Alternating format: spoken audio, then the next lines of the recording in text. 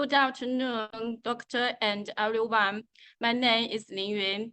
It's my honor to introduce my group members today. They are Liu Yu, Wang Cong, Chen Jingwen, and Zhang Ruobin. The topic of our presentation is curriculum implementation, and there are 5 parts in our presentation. They are implementation model, strategies, change process of implementation, effect of implementation and evaluation, and conclusion. First, I'd like to make some explanation to the curriculum implementation. Next page. Next page. Curriculum implementation is not an event, but a change process. In this stage, where all the product of conceptualization will be put to test and applied, as defined by Locke and Lieberman in 1983, curriculum implementation is the trying out of a new practice and what it looks like when actually used in a school system. Next page. I have looked through several models of curriculum implementation, but I am unable to capture the essence of them. So I just pick out those 3 models I can understand better and share them with you honestly. Number 1 is the RCA model. Number 2 is the ORC model. Number 3, LOC model. Next page. Now let's move to the first model, RCA model. This model is based on the assumption that the success of the implementation of a new program depends on the characteristics of the proposed change, the competencies of the teaching and the administrative staff, the support of the local community, the school organization strategies. Next page. RCA model suggests that organizational dynamic seems to be the chief barriers to change. It puts forward the following 3 stages in the change process. Initiation. At this stage, the curriculum developers work to secure the support for the anticipated change. To support the change such as a new program, people must understand and agree that it is legitimate. Thus, curriculum implementation activity requires the personal backing of the individuals involved. For example, at this stage, we should inform the teachers about the need for change and how it might take place.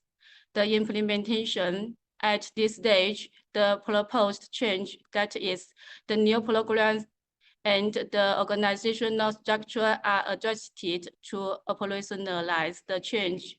The last one is the incorporation. During this stage, the changes implemented became part of the established program, and the program implemented is provided with the necessary personnel and financial support.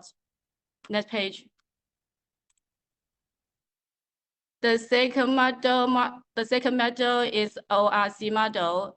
This model rests on the assumption that the success of otherwise curriculum implementation primarily depends on the impact the developer makes on the users of a curriculum, such as teachers, students, and society in general. If we desire change, then we must address people's misgivings and misapprehensions or other such related factors. Next page.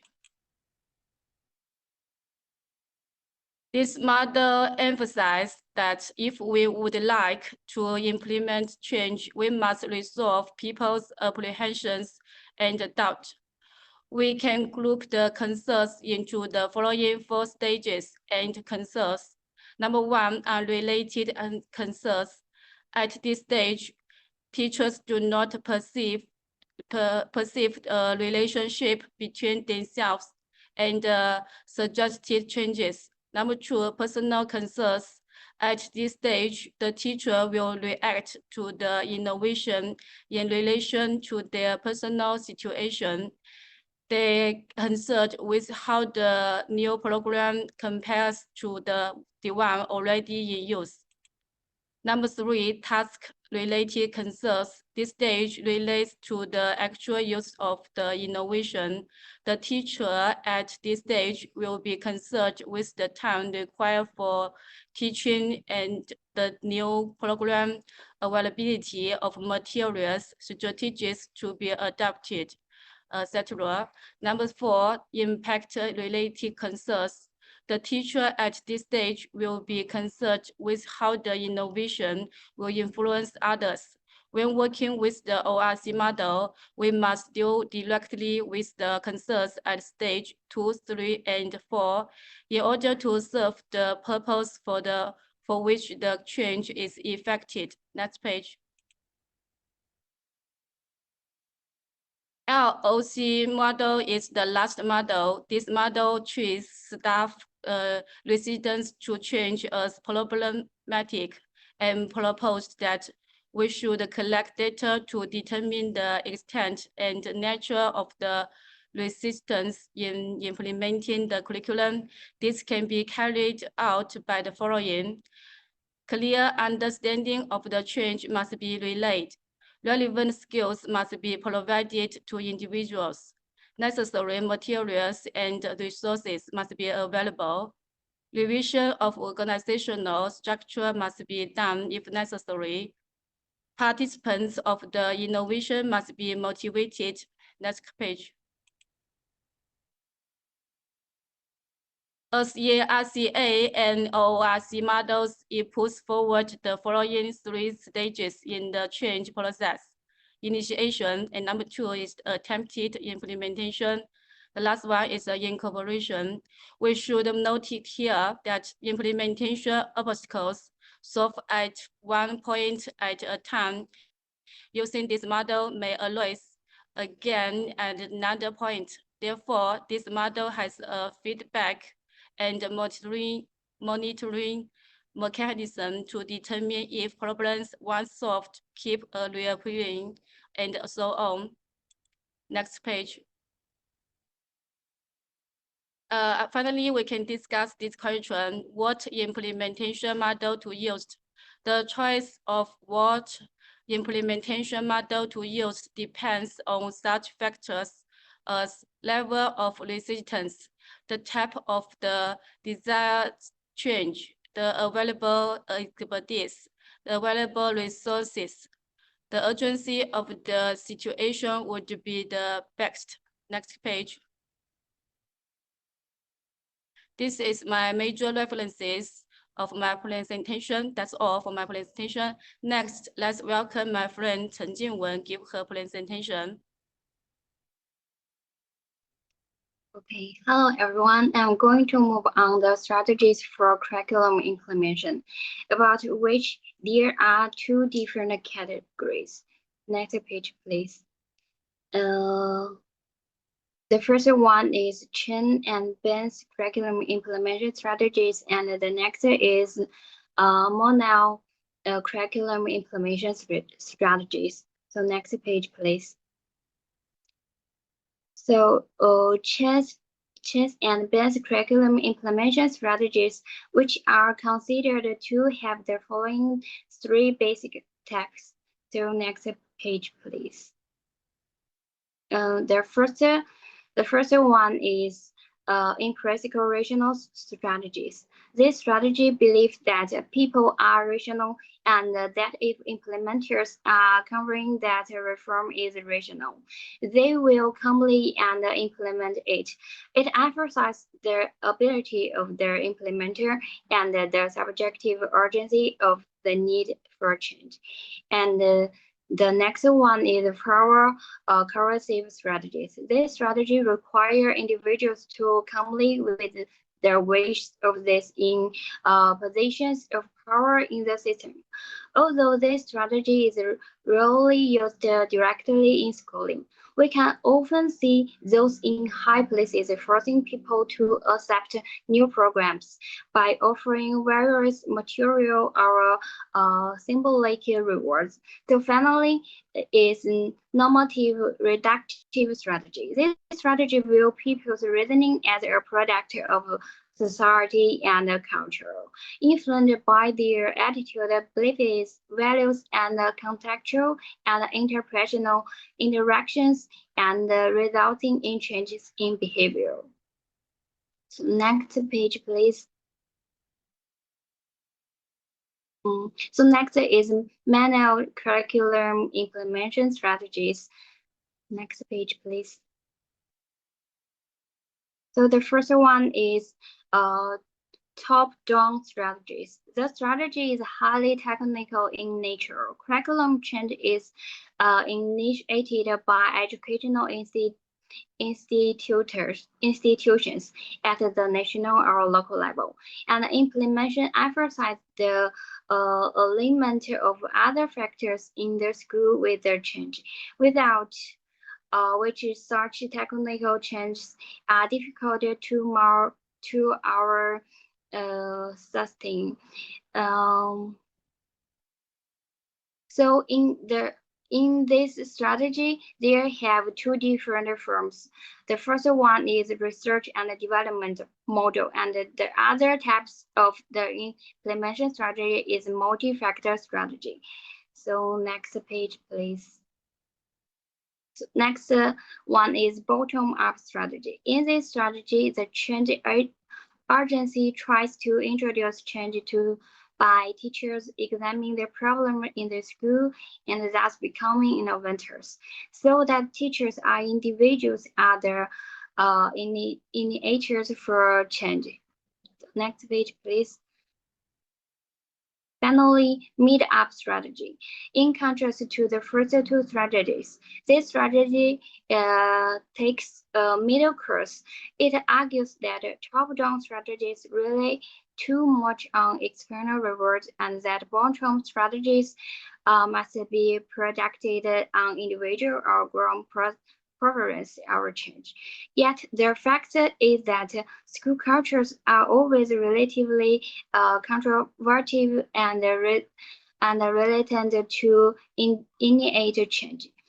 So this strategy assists that the school is the most appreciated institution to initiate change. The school must be the main agent of curriculum implementation, both by drawing factors with those outside the school to promote innovation and by creating the conditions for teachers to participate in change. So that's all my part. So next, welcome my partner Liu Ru to her presentation.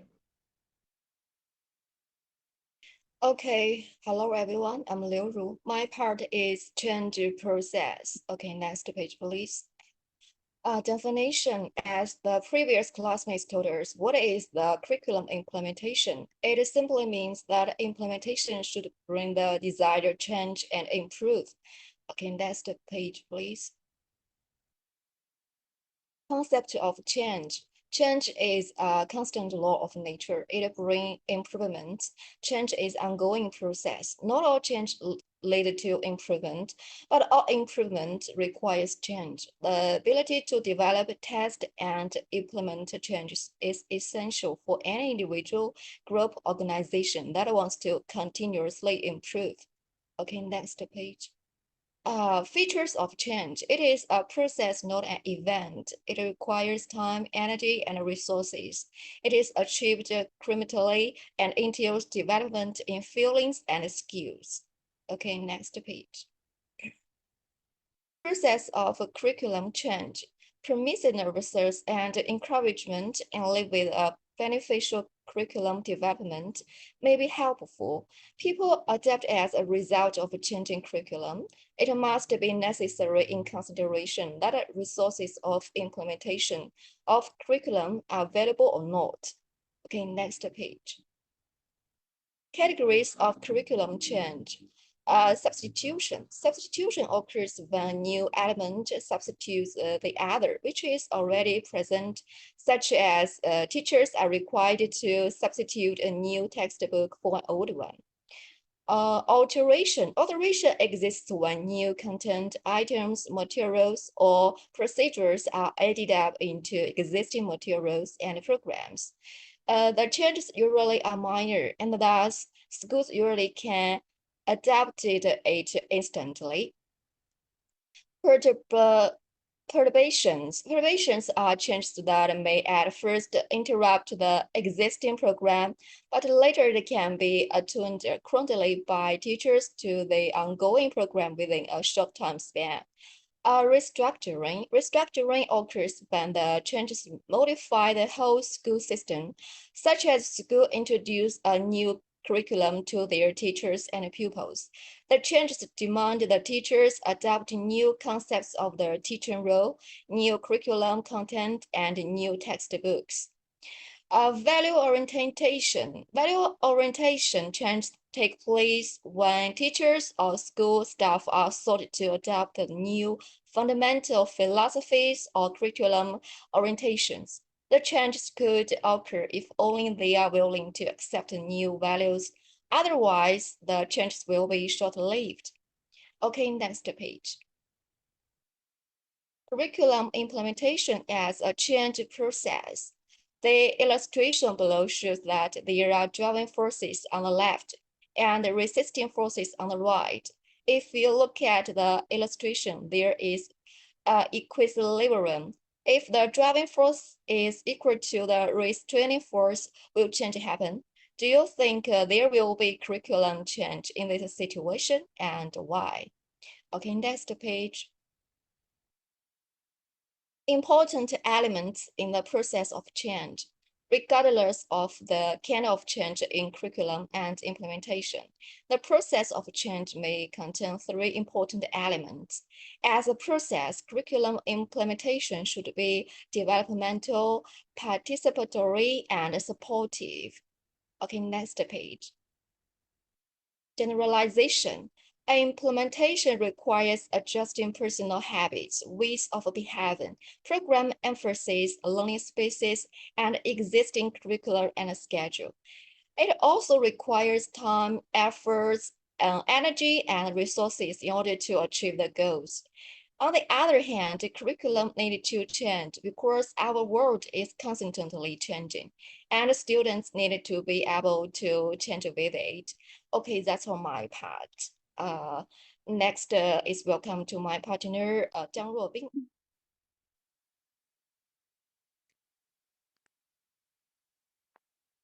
Sorry. Next is welcome to my partner, Wang Song. Okay, thanks for my partner's introduction. Next, I will introduce my topic, which is effect of implementation and evaluation. Okay, before starting, I want to tell you a story because the story can help you to understand my topic. Okay, let's take a look. In a primary school in a remote area, due to local economic conditions, the school cannot afford to hire good teachers. So almost all the teachers only had a secondary school diploma, and they didn't have good teaching methods. It resulted in students' grades are very bad. So later, because poor teaching conditions, this primary school attracted the attention of the local government. Therefore, the local government dispatched a group of excellent and experienced teachers to evaluate and reform the curriculum. The new teacher provides students with more meaningful learning experience and improves their teaching methods and textbooks through reflections. So in the first year, the school got significant improvement with improvements in students' academic performance and participation. Teachers found students like this more practical and interest learning experience, and they can also more willing to express their thoughts and opinions in the classroom. In the second year, the school continued to use the best methods in the implementation stage, and evaluation, the school had once again achieved remarkable results. The students' interest and confidence in learning had greatly improved, and their evaluation of the school was also more positive. So through this example, you can see how important a good curriculum implementation is. It plays an important role in students' learning and life. So a good curriculum implementation requires multiple evaluation of its effectiveness. After repeated judgment, a good curriculum implementation can bring remarkable results. So my topic will include 4 aspects. The number 1 is what's the curriculum implementation. And number 2, the importance of curriculum implementation. And number 3 is the effect of evaluation. The number 4, I will make a conclusion to summarize my topic today. Okay, the first topic is what's curriculum implementation. Curriculum implementation is a process of turning the curriculum plan into actual teaching activities. It is a process in which the teacher designs and arranges teaching methods, teaching resources, teaching evaluation according to the course objectives and content, and then teach with students in the classroom to achieve the course objectives. So, for example, my undergraduate major is computer science, and my teachers or professors told me how to make a computer software and write computer codes. So, if the goal of the course is to enable students to learn the basic concept of computer programming, like writing code and make a computer software, then course implementation is how the teacher organize and topics, process, exercise, feedback of programming, and how to use computers, networks, software to help teaching. And number 3, how to test students' learning outcomes through examination, assignments, and so on. So the next part is the importance of curriculum implementation. Curriculum implementation is a key link in the teaching process, which determines whether the curriculum objectives can be effectively achieved. The time is limited, so I have to skip the top example. If you are interested in the example, you can read the example again back. So the importance of curriculum implementation is reflected the 4 aspects. Number 1, ensure the effectiveness of the course. And number 2, verify course objectives. And number 3, enhancing the participation of teachers and students. And number 4, improving course design. So teachers and students are the main subjects of learning, and the implementation stage also has a profound impact on them. So first, for students, the implementation stage is a crucial period for their learning. And this stage, students can learn and apply the knowledge, skills, and concepts in the course, as well as the ability to solve problems and make decisions in real life. If the implementation stage is appropriate, students can reflect and improve their learning in practice, thereby improving learning outcomes and effectiveness. So for teachers, the implementation stage is also an important period for them to reflect and improve their teaching ability. During the implementation phase, teachers can adjust teaching methods and course content based on students' feedback and actual performance in order to better meet students' needs and improve the effectiveness of the course. Okay, also the time is limited, so I have to skip an example. So for students, this example shows that a good course implementation can enable them to acquire knowledge, which not only solve problems in life, but also stimulates their interest in learning, help students understand abstract concepts, evaluate, cultivate their thinking ability, promote innovative thinking, and enable them to learn and reflect, thereby improving learning outcomes. So it can be seen that the implementation stage plays an important role, especially in the 5 key points. And number 1, achieving course and teaching objectives. And number 2, improving teaching efficiency. And number 3, helping students in developing practical and learning abilities. And number 4, meeting the needs of students. And number 5, enhancing students' interest in learning. Okay, the next part is effect of evaluation. So what's the evaluation? We always like to evaluate and quantify something or an object in our daily life, such as how much is a t-shirt, how much is a phone, how far is the Earth from the moon. So for education, we also need to evaluate, and the curriculum needs to be evaluated. Whether it is good or bad, we also need to evaluate.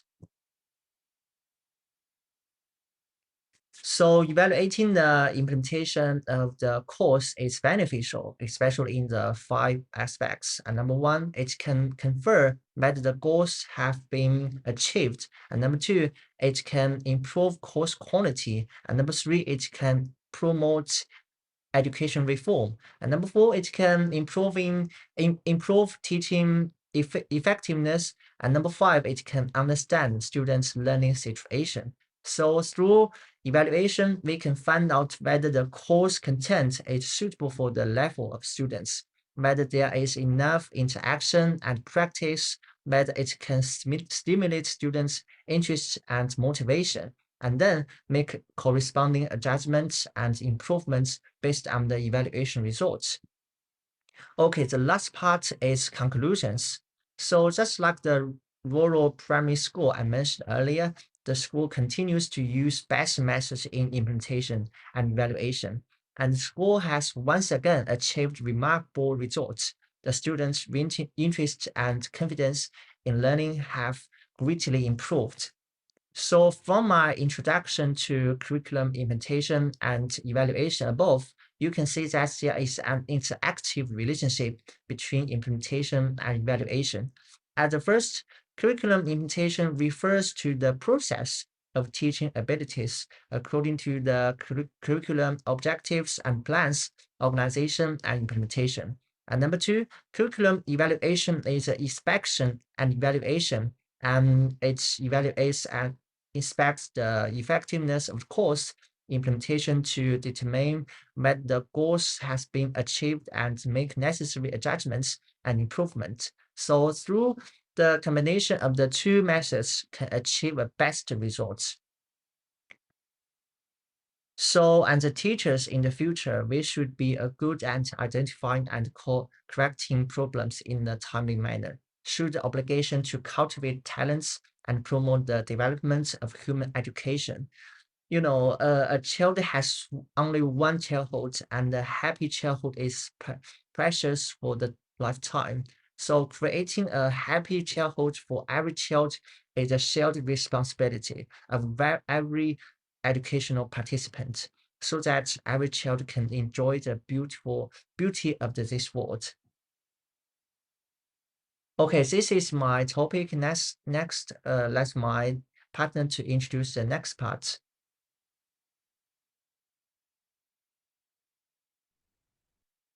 Hello everyone, I'm Zhang Rubing. Next, I will tell you review what our group covered today. We are talking about the 4 parts. Next page, please.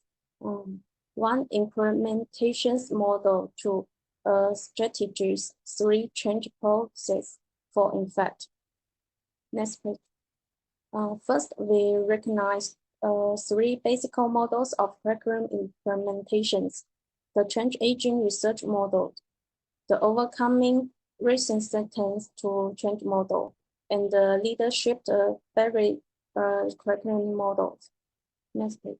First, the achievement of successful RCA model implementations depends on the 4 points, which requires the 3 steps to accomplish. Next page. Next page. The LOC model, which views the improved sentences as a problem and suggests selecting data to understand its extent and the nature, depends on these 5 points. Next page. And again requires 3 steps to complete. Next one. and the ORC model, which focus on the addressing people's concern and incorporating their wills and beliefs into the curriculum, is broken down into these 4 steps. Next one, please. In terms of the strategies, we recognize 2 strategies. One is the Archer and the business curriculum implementation strategies, which are considered to have 3 base types. Secondary, JD Minus curriculum implementation strategies. There are also 3 base types. Next one. Then change in the curriculum implementations. It needs to support slow problems, provide resource, and monitor the implementation process to achieve successful curriculum change. Next one. We also discover how to choose which implementation model to use. Next one. Time of the curriculum change. Next one. Map of curriculum change. Next one. The importance of curriculum reform. And next one. And the challenges. Next one. To effectively implement curriculum change, it is important to remind the realistic about time, the support, and the resource. Identify pioneers and innovators.